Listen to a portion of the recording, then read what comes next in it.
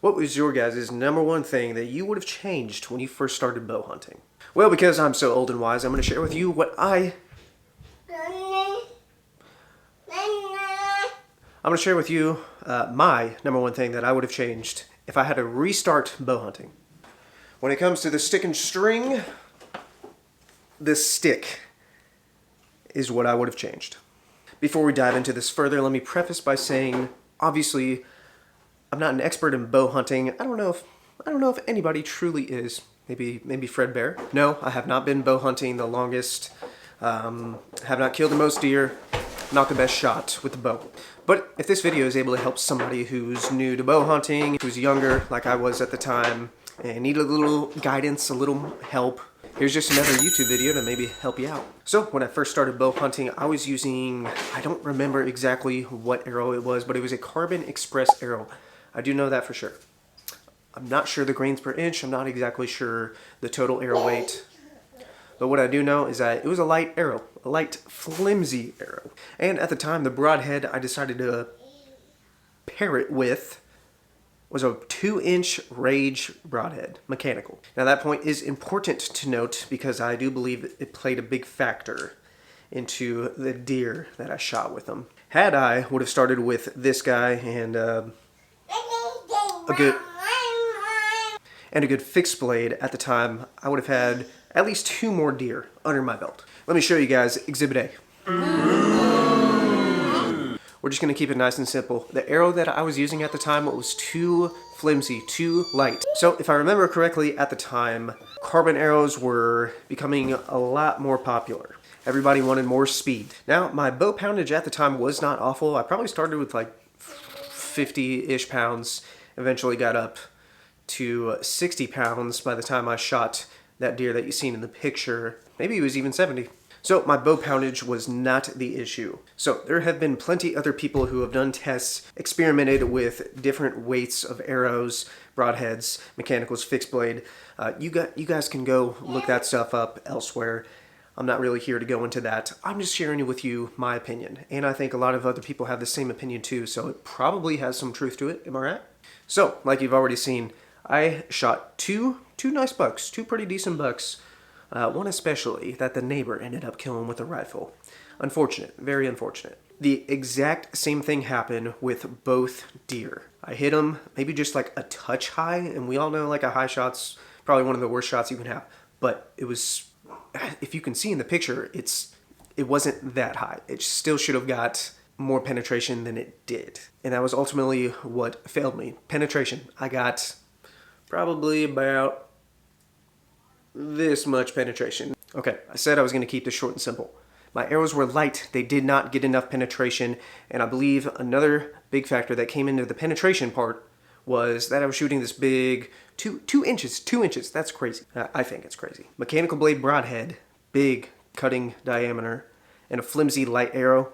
Recipe for disaster. I'm going to guess that the total arrow weight was probably just over 300 grains. Now, what I'm shooting, Easton FMJ 5mm, 300 spine, 12 grains per inch. It's a little under 500 if I'm not mistaken. So, lo and behold, after losing a deer, not once but twice, I switched over to the Easton FMJ, put on a good quality fixed blade broadhead. Q80 Exodus, even bumped it up to 125 grains rather than just 100 grains. I don't know if it makes that much of a difference, but in my mind it does. Next 2 deer I shot, beautiful pass-throughs, just zipped right through them, perfect double lung. Both of the deer died within 100 yards. And that's really all there is to say about it. I completely changed up my arrow setup, and then I got the results I was looking for. Now, I do think you can go overkill with a heavy arrow, but if you're just your average whitetail bow hunter, maybe you shoot like a max of 40-50 yards. That's what I do. You don't need a crazy heavy arrow. There are pros and cons to a heavier arrow and a lighter arrow. Pros and cons to everything. You just have to find what fits you, what works best for you. And that's what I did. Yes, with a heavier arrow, you're going to lose a little bit of speed, but in the grand scheme of things, it's so minute, it does not matter. Now, it's different if you're hunting bigger game like elk, I don't think it hurts to have a little bit heavier arrow than what I'm running right now. Ultimately, that is how I learn the best. I learn from my mistakes.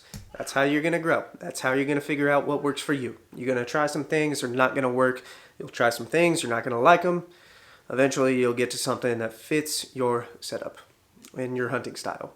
It is a well-known fact that if you shoot a heavier arrow, a good fixed blade broadhead, they get more penetration than if you were to shoot a light and mechanical blade broadhead with that. So to sum it all up, what I want you to get out of this video is find what works for you in your setup. If you're having success with your lighter arrow and you haven't had any issues with penetration, maybe you've gotten lucky, keep shooting it. But if you're like me and you've lost a couple deer and you think it's related to this, I suggest you change it up. I'm sure a lot of you boys have also heard other people talking about rage, horror stories, and losing deer.